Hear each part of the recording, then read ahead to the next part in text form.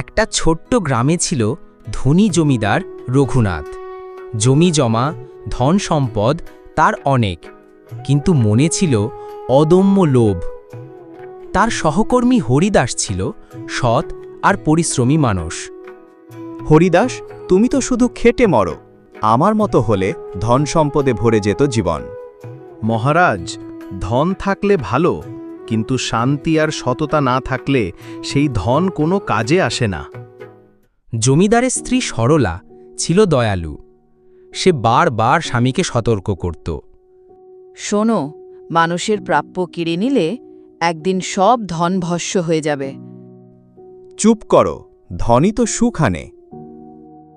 মানুষ নয়, ধনই আমার শক্তি। দিন যেতে লাগল। জমিদার প্রজাদের কাছ থেকে অন্যায়ভাবে কর নিত। একদিন হঠাৎ জমিদারের ধনভাণ্ডারে আগুন লাগে।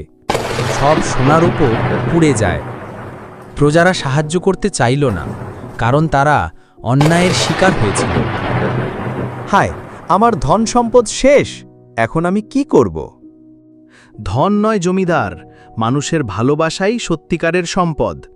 যদি তুমি ন্যায়ের পথে থাকতে, আজ গ্রামের সবাই তোমাকে বাঁচাতে আসত। আমি তো আগেই বলেছিলাম, লোভ ভালো নয়। আমি ভুল করেছি।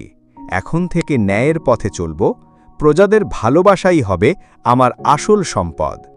লোভ মানুষকে ধ্বংসের পথে ঠেলে দেয়, আর সততা মানুষকে শান্তি ও সম্মানের আসন দেয়।